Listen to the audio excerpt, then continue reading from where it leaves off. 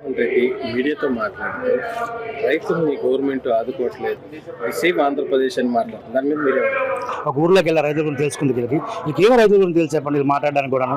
అంటే ఈసారి ప్రభుత్వం ఇది రైతు ప్రభుత్వం అండి, 100% ఇది రైతు ప్రభుత్వం. ఈ కూటమి రైతు ఎందుకంటే ఈరోజు ధాన్యం కొనుగోలు కేంద్రాలు పెట్టారు. కొనుగోలు కేంద్రం మనం ధాన్యం ఇచ్చిన మరుసటి రోజు మన అకౌంట్లో డబ్బులు పడుతున్నాయి. మన రైతుకి అంతకంటే మించి గేట్ కావాలి చెప్పండి.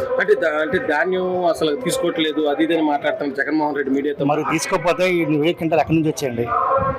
ఇప్పుడు లెక్కలు తప్పులు చెప్ప కదా, వాళ్ళకి కాకపోతే ధాన్యం కేంద్రం సెంట్రల్కి వెళ్ళి చూడమని చెప్పండి. ధాన్యం కొనుగోలు చేస్తున్నారు లేదా అది తెలుస్తుంది.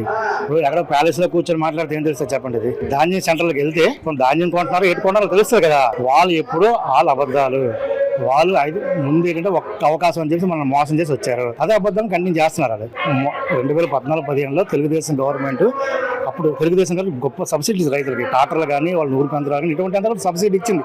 ఇప్పుడు కూడా అటువంటి సబ్సిడీలు కంటిన్యూ చేస్తుంది, ఇంకా పెంచారు. ఇప్పుడు ఎవరైతే మనం అప్లై చేస్తామో వాళ్ళందరికీ సబ్సిడీ వస్తుంది సార్. అది వైఎస్ఆర్ టీడీపీ అని ఎక్కడా లేదు. మనం సబ్సిడీకి అప్లై చేస్తే వెంటనే మనకి ఏం కావాలి, ట్రాక్టర్ కావాలి, వెంటనే ఎవరైనా ట్రాక్టర్ ఇస్తున్నారు.